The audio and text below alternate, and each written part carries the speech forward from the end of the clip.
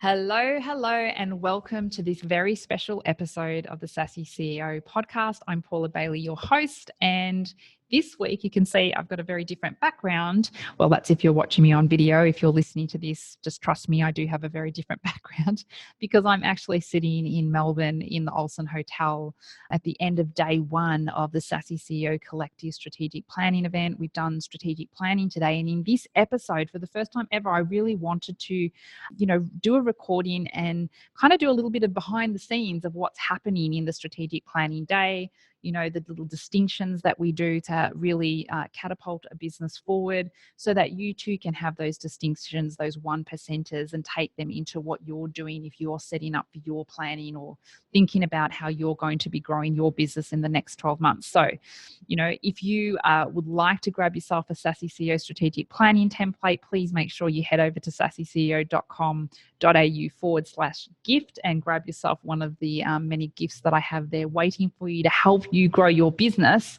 But on that note, let's just jump straight into it so I can talk to you all about day one, Sassy CEO strategic planning. Let's get started.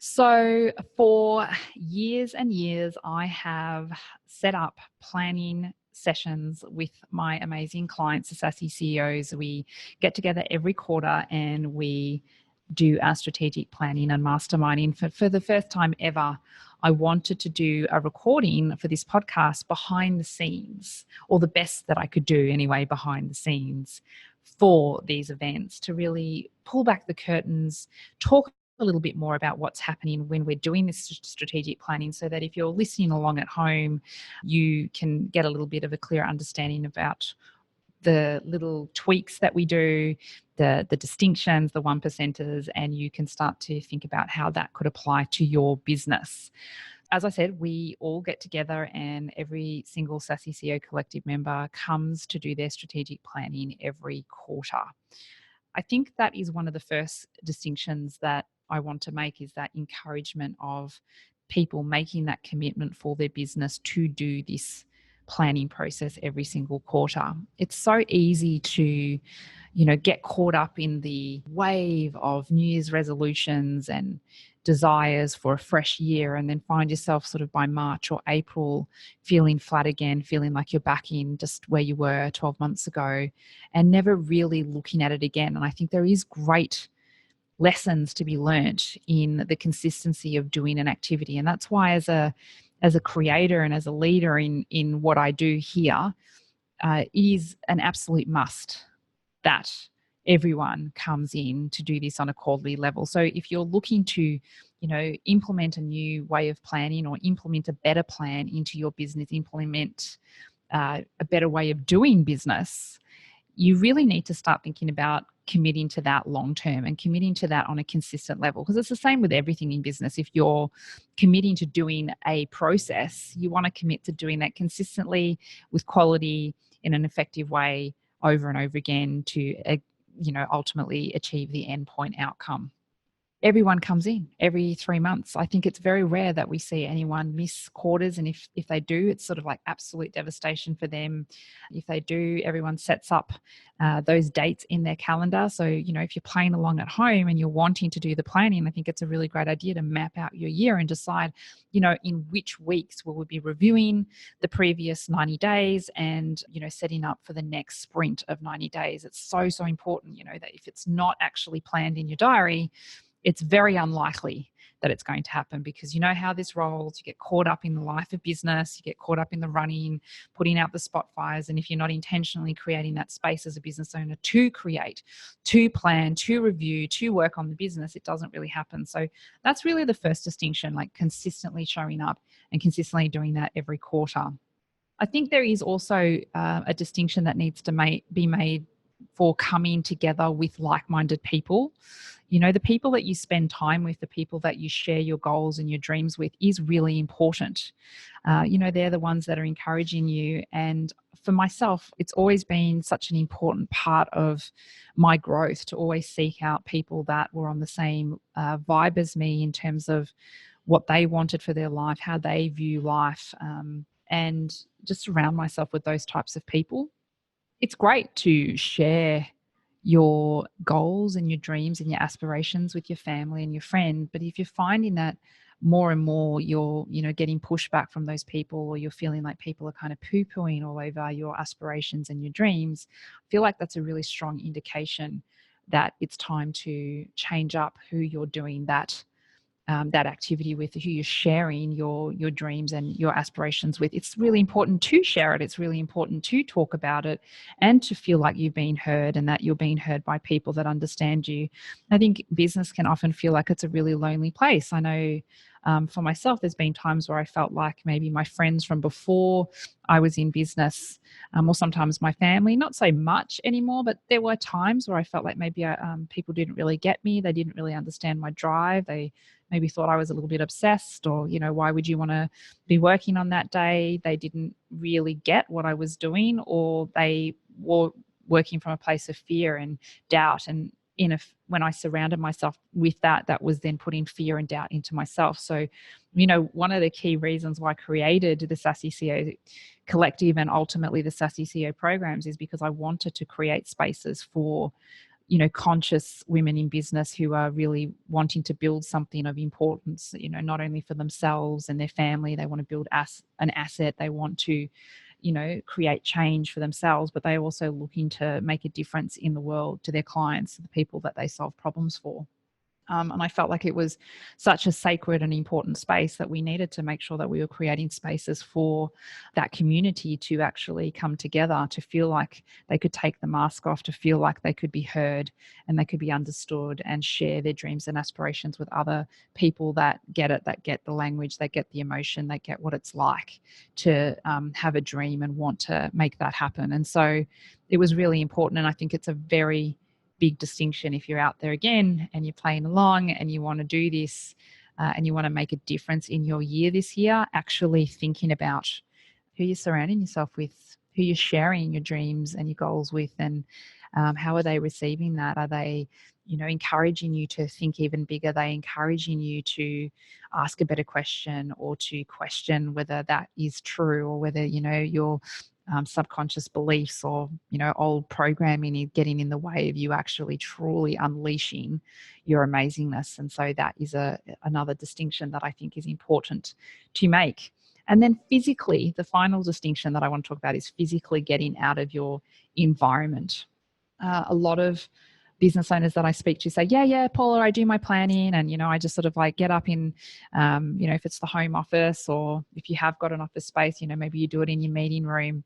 And so much juiciness can come from actually changing up your environment. So literally getting away. And it could be you going to a completely different office space. Maybe it's renting out some space in a co-working space that you find inspiring, or going to someone else's house, or booking yourself into like a really nice hotel in the city, or whatever it is for you. As long as it's inspiring, that's the number one. You want your environment to be inspiring. That's why I'm so particular with our clients that, you know, where we do our planning, you know, you can see I can't show you exactly everything here because I didn't want to move my setup around, but, you know, we choose very specific types of locations so that our clients can always feel abundant and feel relaxed and at ease, and, you know, just in a place of flow so that they can truly create. So it's a real distinction to change up your energy, plus amazing ideas, things that you never would have thought of come when we actually change things up. It's like looking at something from a different perspective. I think I've said this quote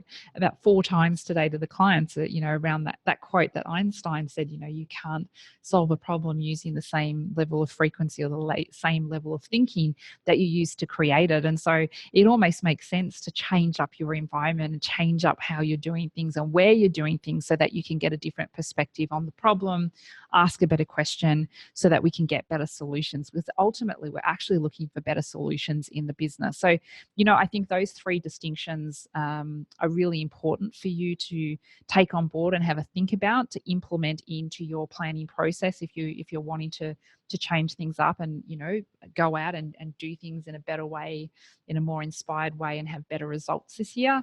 Those are some things to really think about. Now, the other thing that I also wanted to just sort of pull the curtain back on a little bit in terms of these events is just some of the things that we're doing behind the scenes. So day one today is all about doing strategic planning, and our events are actually 2 days. So we spread things out. We don't try and push everything into one whole day. And that's another great tip for you if you're doing this. You give yourself space and time to really, go through the process so that you have space and an opportunity to really let things ponder. There is great value in giving ourselves place and space to think and to just let things settle and going for a walk or just having that space. We don't jam pack things. We don't have a schedule that makes people feel hard or exhausted. We do the work. We definitely show up at each session, and everyone's there with 100% presence. But then there's enough space for people to also rest and let things percolate and unwind. And I'm always very fascinated on day two when we come back together. We always come back in with our ahas around, what's unfolded overnight. So, ultimately the way that day one rolls out is everyone, arrives and everyone's very excited to see each other because we're all very much like family. We've been doing this for a long time, and members come and they stay and they keep growing their business. It's so exciting to watch. We start off as a group by actually setting our intentions because we're very intentional. So be intentional about what you're doing. Be intentional about why you're planning. Be intentional about why you're growing your business. And so we're very intentional about why we're even in the room. Why are we taking time away from our family and our friends and our business? Why are we giving this 48 hours? And what, as individuals, what do we want out of it, and what are we looking for within our business? And we usually come up with a theme word for ourselves. Today, we've actually come up with theme words for ourselves for the year, for the 2020, as well as what everyone wants on an individual level from the event. Super exciting. And from that, we usually look at, a certain aspect of whether it be a mindset, performance, beliefs, something that's helping us up-level our thinking as business owners. So today I was talking all around the concept of wealth and our missions and our purposes as business owners. It's such a vital conversation I feel happening at this time in the universe with so much going on in the world.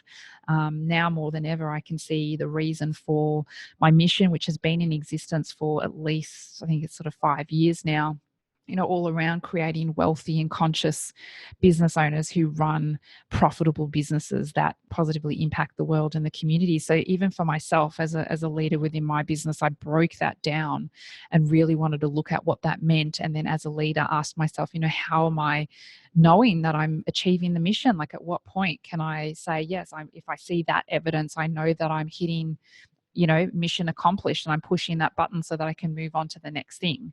I think it's so easy as a business owner to just keep moving the goalposts when you're doing your planning and never feel like you actually hit a mission.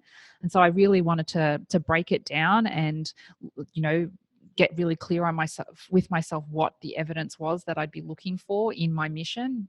Because as business owners in the Sassy CEO Collective, we look at the business's purpose, we look at the business's mission, and they are different things.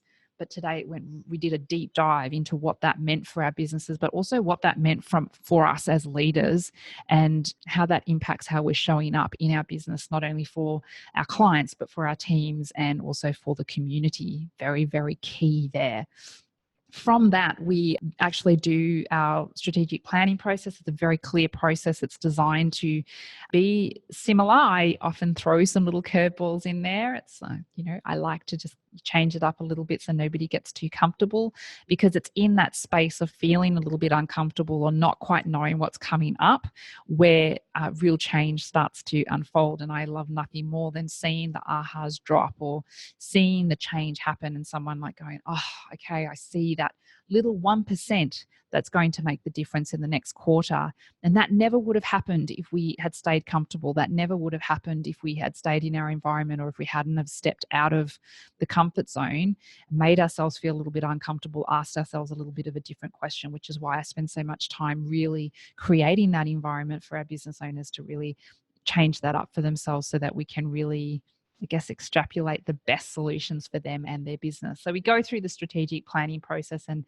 that gives the business owners a really great opportunity as leaders to really make sure that, everything in terms of the priorities, we have intentional priorities in our business are that intentional, that they're very outcome focused, that they are actually leading up to the thing that we are wanting, both from a financial perspective, but also, I guess, from, other perspectives. And that can be dictated by what a business owner values and what else they're wanting to achieve as part of their legacy. And from that, everyone has put that back into their plan. And now they have this working document. They've broken it all down. They have some very key things. They're now only focusing on 3 to 4 things max. How good's that for the quarter? And that's what they're going out. If they've got a team, they might actually be delegating that out to their team and asking their team to step up, and take on some of the responsibility, which is what should be happening because it's a team.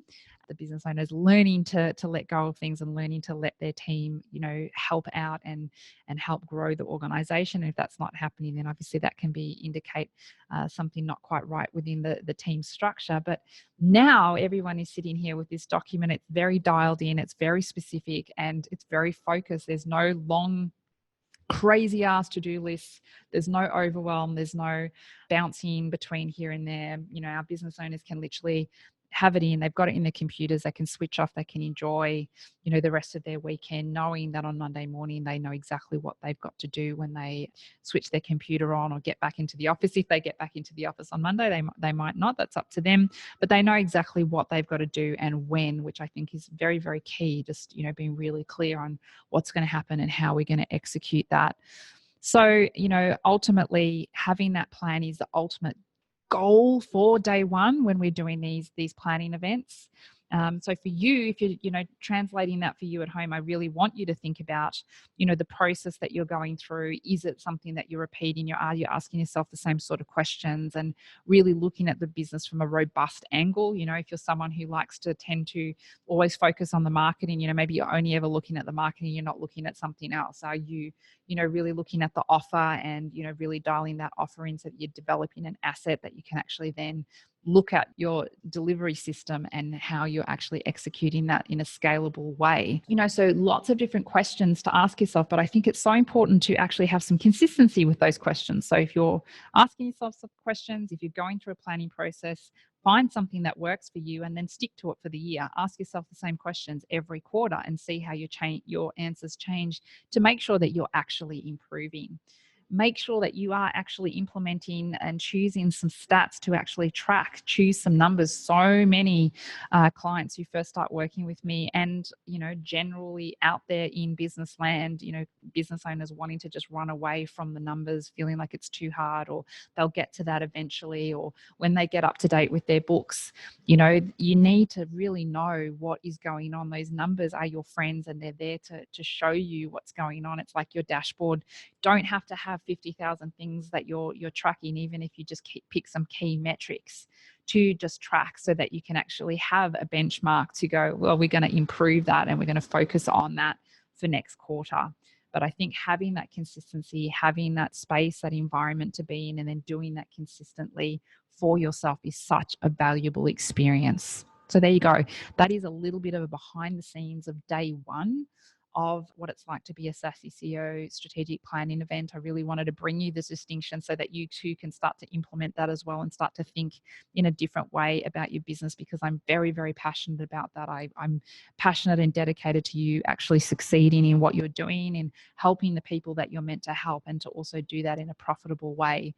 So I'm going to actually, jump in and record another one tomorrow when we finish up, so I can talk to you a little bit about masterminding. It's like one of my favorite things to do, and there's some really magic things that we do in masterminding. So stay tuned next week. I'm that episode will drop and you'll hear all about our masterminding. Maybe I'll share some of the ahas and the big things that came out from the masterminding and why we do things in a certain way so that you can understand that concept and, inject some of the distinctions into your business. But on that note, I'm going to round out this day. It's been a long day for me, but I am super pumped to just have a bit of a rest and then join my Sassies on day 2 for masterminding. Thank you so much for listening to this podcast. Once again, if you know other amazing conscious women in business who could also benefit from this podcast, I would be so grateful if you also shared it with them so that they can also be following along and becoming the Sassy CEO of their business.